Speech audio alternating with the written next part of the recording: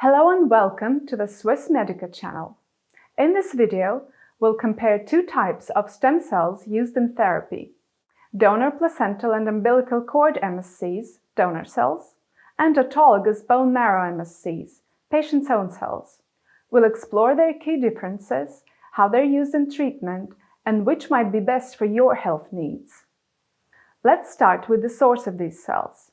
Donor cells come from neonatal tissue, such as the placenta or umbilical cord, collected non-invasively after childbirth.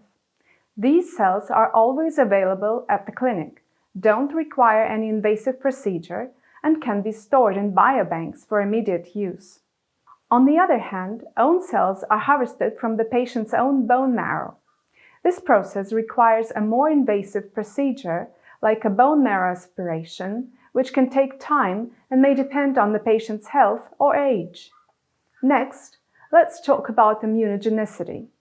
Donor cells can be used in allogeneic transplantation with extra low risk of immune rejection, but there's still a small chance of immune response over time. Own cells, however, have no risk of immune rejection since they come from the patient's own body, making them ideal for personalized, long-term treatments. When it comes to proliferation and functionality, donor cells have a higher proliferative capacity and greater genomic stability. These cells are very effective for immune modulation and vascular regeneration. In contrast, own cells may have reduced functionality, especially in older individuals, as the regenerative potential declines with age.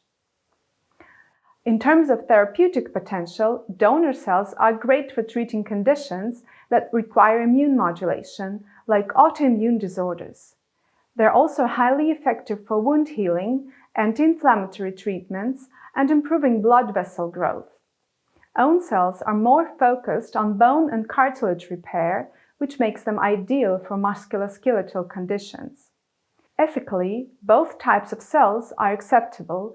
Donor cells involve no harm to the donor, and own cells don't raise any ethical concerns, since they come from the patients themselves, though the collection process can be painful and carries some risks.